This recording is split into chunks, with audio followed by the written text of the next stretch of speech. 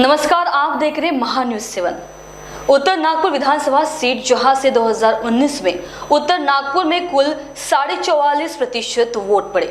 यहां से नतीजों की बात करें तो 2019 में इंडियन नेशनल कांग्रेस से डॉक्टर नितिन राउत ने भारतीय जनता पार्टी के डॉक्टर मिलिंद माने को 20,694 वोटों के मार्जिन से हराया था।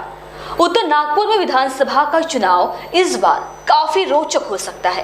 पूर्व मंत्री डॉक्टर नितिन राउत कांग्रेस उम्मीदवार होंगे, तो वही उन्हें चुनौती देने के लिए भाजपा यहां से डॉक्टर संदीप शिंदे, संदीप गवई या धर्मपाल मेश्राम को चुनावी मैदान में उतार सकती है। हालांकि अब तक बीएसपी या बीआरएसपी के उम्मीदवार का नाम सामने नहीं आ रहा है। आपको बता दें, वापस यदि 2019 विधानसभा चुनाव की बात करें तो यहां से बीएसपी ने सुरेश साखरे को चुनावी मैदान में उतारा था। सुरेश साखरे ने 23,333 वोट मिले थे। वहीं एआईएएम ने भी यहां से कीर्ति डोंगरे को चुनाव लड़ाया था। कीर्ति डोंगरे ने 9,318 वोट हासिल किए थे, जिससे कहीं न कहीं नितिन राउत की मार्जिन कम हुई थी। आपको बता दें, अनुसूचित वर्ग के लिए आरक्षित उत्तर नागपुर विधानसभा सीट पर लंबे समय तक रिपब्लिकन पार्टी के उम्मीदवार जीतते रहे हैं।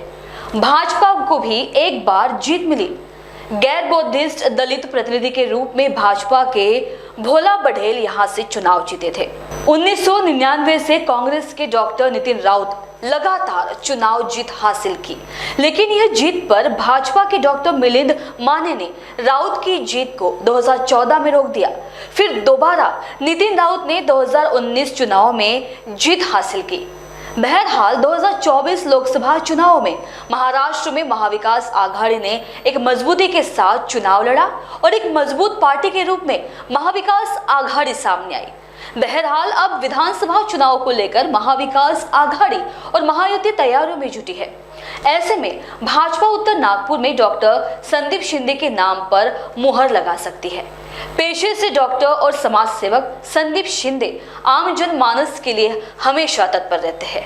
साथ ही आम जनता को न्याय दिलाने, सरकारी सुविधाएं जन तक पहुंचाने संदीप शिंदे जाने जाते हैं। आपको बता दें कि संदीप शिंदे बाबूजी फाउंडेशन के साथ पुलिस महकमे में डॉक्टर है, साथ ही समाज सेवा में भी हमेशा तत्पर रहते हैं। बहरहाल भाजपा यदि संदीप शिंदे को मौका यदि देती है तो टक्कर कांटे भरी होगी। दूसरे नंबर पर आते हैं भाजपा से धर्मपाल मेश्राम। धर्मपाल मेश्राम जमीन से जुड़े नेता माने जाते हैं। हमेशा गरीब तबकों के लिए आवाज उठाने का कार्य मेश्राम करते रहते हैं। साथ ही मेश्राम नगर सेवक रह चुके हैं और आम जनता के साथ दिल से जुड़े माने जाते हैं। यदि यहां से भाजपा मेश्राम को मौका देती है तो यहां से भाजपा मजबूती के सामने आ सकती है। तीसरे नंबर पर आते हैं संदीप गवई। नितिन गडकरी और फडणवीस के निकट रहने वाले संदीप गवई नगर सेवक के साथ साथ पिछले कई वर्षों से समाज सेवा कर रहे हैं। संदीप गवई भी जमीनी स्तर पर काम करने वाले नेता है। ऐसे में भाजपा संदीप गवई को भी यहां से उम्मीदवार बना सकती है। अब बात करेंगे कांग्रेस की। उत्तर नागपुर से कांग्रेस से नितिन राउत के अलावा और कोई नाम अब तक सामने नहीं आया है। ऐसा कह सकते हैं कि उत्तर नागपुर से राउत इकलौते ऐसे उम्मीदवार है जिनका नाम सामने आ रहा है। बहरहाल उत्तर नागपुर में एआईएएम और बीएसपी यदि मजबूत उम्मीदवार देती है तो यहां से कांग्रेस का खेल बिगड़ सकता है। उत्तर नागपुर में दलित समाज के साथ साथ मुस्लिम समाज भी रहता है। ऐसे में उत्तर नागपुर में कांग्रेस दोबारा राउत को मौका देती है या फिर भाजपा यहां से दोबारा उभरती है, ये आने वाला समय बताएगा। सचिन लाइफस्टाइल में शुरू हो गया एक जबरदस्त धूम धड़ाका सेल, जहां आपको सभी प्रकार के कपड़ों पर मिलेगा by one get one free जैसे बेहतरीन ऑफर्स। सभी के मन को लुभाने वाले कपड़े अभी मिलेंगे एक ही छत के नीचे।